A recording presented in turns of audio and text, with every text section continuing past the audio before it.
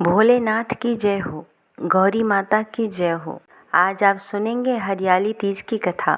सावन मास के शुक्ल पक्ष की तृतीया को हरियाली तीज मनाई जाती है।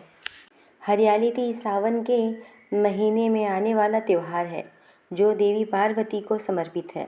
भविष्य पुराण के अनुसार तीज यानी तृतीया तिथि का व्रत और पूजा देवी पार्वती को प्रसन्न करने के लिए किया जाता है। पुराणों के अनुसार चंद्रमा की 27 पत्नी हैं। इनमें चंद्रमा रोहिणी को सबसे अधिक प्रेम करते थे। पुराण के अनुसार रोहिणी ने तृतीया तिथि का व्रत किया था, जिसे रोहिणी के पति चंद्रमा का प्रेम सबसे अधिक है।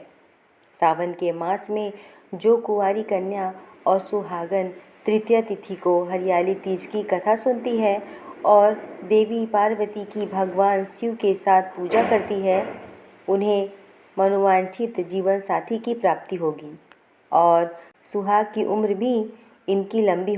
इस संदर्भ में पुराण में कहा गया है कि देवी पार्वती और भगवान शिव हरियाली तीज को किस प्रकार कन्याओं के लिए और विवाहिता जीवन के लिए प्रेम और आनंद पाने वाला व्रत बताया है। देवी पार्वती अपने पूर्व जन्म में दक्ष प्रजापति की पुत्री सती थी। उस समय दक्ष प्रजापति के विरोध और इच्छा विरुद्ध जाकर देवी सती ने महादेव से विवाह किया था। दक्ष प्रजापति भगवान विष्णु से देवी सती का विवाह करवाना चाहते थे, लेकिन देवी सती भगवान शिव को अपना पति मान चुकी थी। अंत में पुत्री की खातिर दक्ष प्रजापति को भगवान शिव के साथ सती का विवाह करवाना पड़ा, लेकिन दक्ष प्रजापति फिर भी शिवद्रोही बने रहे। एक समय दक्ष प्रजापति ने भव्य आयोजन किया, जिसमें सभी देवी देवताओं, नाग, किन्नर, गंधर्व, ऋषियों को आमंत्रित किया। त्रिलोक में दक्ष प्रजापति के यज्ञ की चर्चा होने लगी। बात देवी सती के कानों में भी आ गई। वह दुखी हुई कि उनके पिता महादेव और उन्हें यज्ञ में शामिल होने के लिए आमंत्रित नहीं किया। इस बात से देवी सती को बहुत दुख हुआ और वह फिर भी बिना बुलाए पिता के यज्ञ में जाने की जिद करने लगी। महादेव ने देवी सती से कहा कि हे देवी, बिना बुलाए पिता के घर जाने से मान सम्मान की हानि होती है, इसीलिए मेरी बात मानो और तुम न जाओ। लेकिन देवी सती अपनी जिद में शिव की बात को मानने को तैयार नहीं हुई और शिव से कहने लगी, आप भले न जाएं, लेकिन मैं अपने पिता के घर यज्ञ में जरूर जाऊंगी। और वह शिव की आज्ञा बिना ही मायके चली आई। दक्ष प्रजापति ने जब देवी सती को बिना बुलाए आए देखा तो देवी सती और महादेव का बड़ा अपमान किया।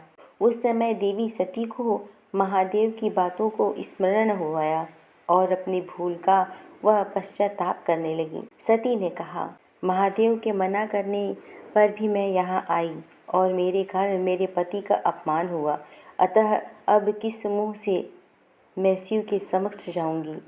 दुख और क्रोध हुई सती उसी समय पिता के यज्ञ कुंड में शिव का ध्यान करते हुए कूद गई और सती हो गई।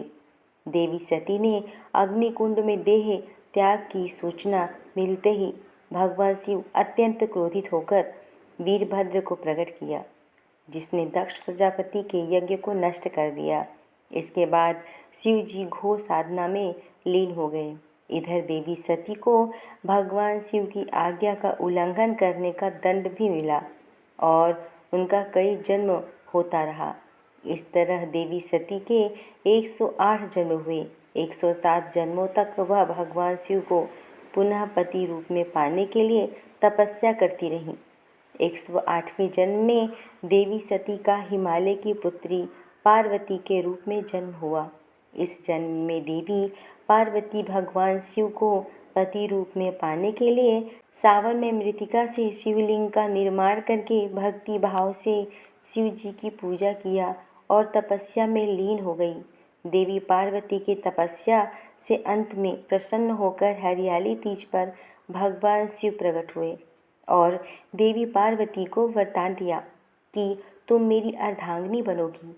इस तरह देवी हरियाली तीज के दिन देवी पार्वती को भगवान शिव ने मनोवांछित वर प्राप्ति का वरदान दिया। इसके बाद भगवान शिव ने देवी पार्वती के आग्रह पर कहा कि जो भी कुंवारी कन्या हरियाली तीज पर व्रत करके भगवान शिव और देवी पार्वती की पूजा करेगी, उसे कामना के अनुसार सुयोग्य पति की प्राप्ति होगी। और जो सुहागिन महिला हरियाली तीज का व्रत करेंगी, उसका वैवाहिक जीवन प्रेम और सुख से भरा रहेगा। बोलो शंकर भगवान की जय, बोली गौरी माता की जय।